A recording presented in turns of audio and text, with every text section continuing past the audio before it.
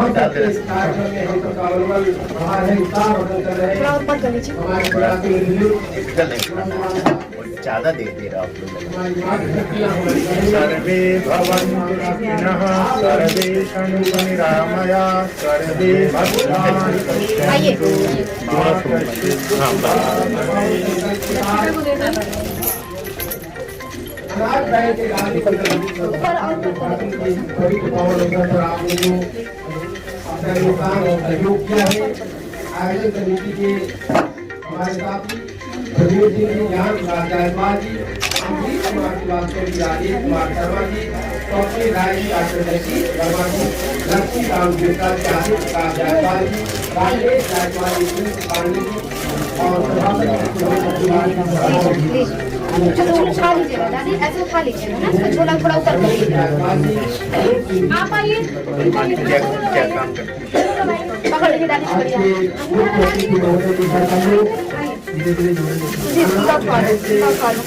जाइए दादी को लेके जाइए, मुँह खोल लीजिएगा, इधर इधर मुँह खोल लीजिएगा, ये लीजिए थोड़ा ऊंचा कर लीजिए।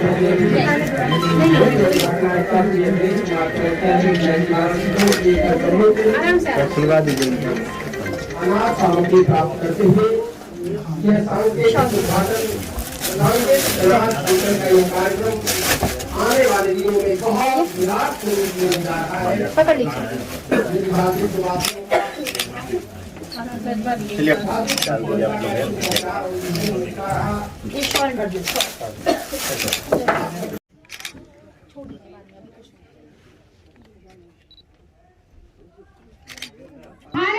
दो तरह के खाता धारक है, एक जमा खाता धारक और एक निकासी खाता धारक।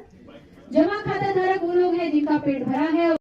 जब अनाज बैंक का विचार गुरुजी के मन में आया था, तब हमने गुरुजी से पूछा था कि गुरुजी अगर लोगों ने नहीं दिया तो हम लोग कैसे अनाज बैंक को चलाएं। रामपंथ के प्रवक्ता श्रीमान डॉक्टर कविंद्र नारायण जी, अनाज बैंक के डिप्टी चेयरमैन ज्ञान प्रकाश जी और आप सभी बंधु, अक्सर हमसे लोग पूछते हैं कि सरकार ऑलरेडी काम कर रही है, पीडीएस सिस्टम चल रहा है, अनाज दिया जा रहा है, तो अनाज बैंक की जरूरत क्या है?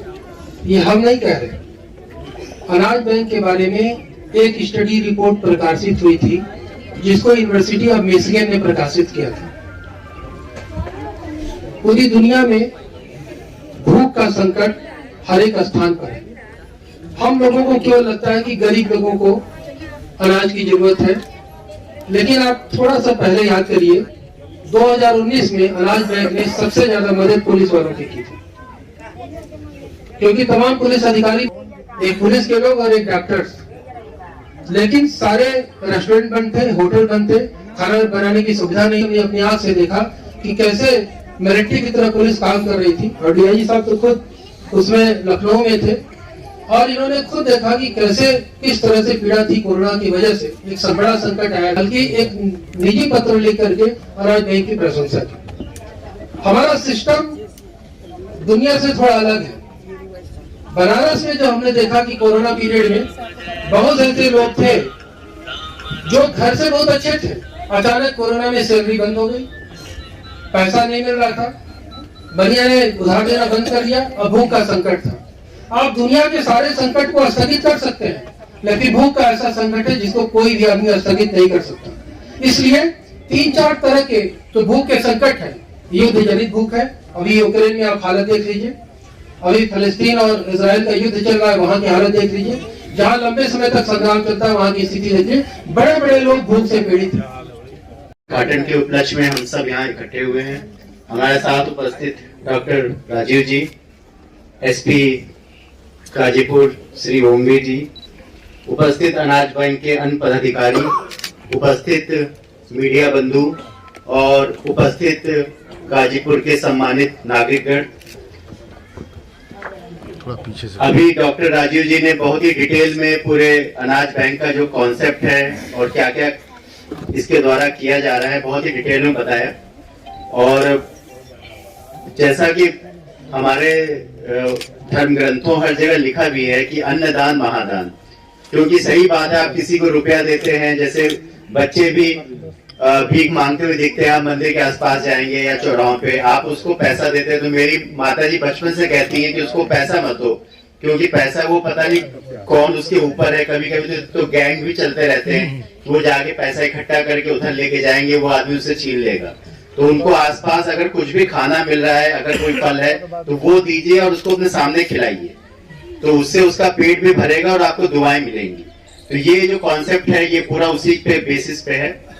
और मैं इसे बताना चाहूंगा कि हम सब ने 2019 से कोविड का टाइम देखा, फर्स्ट वेव आई, उस समय मैं सीबीआई में था, चंडीगढ़ में पोस्टेड था।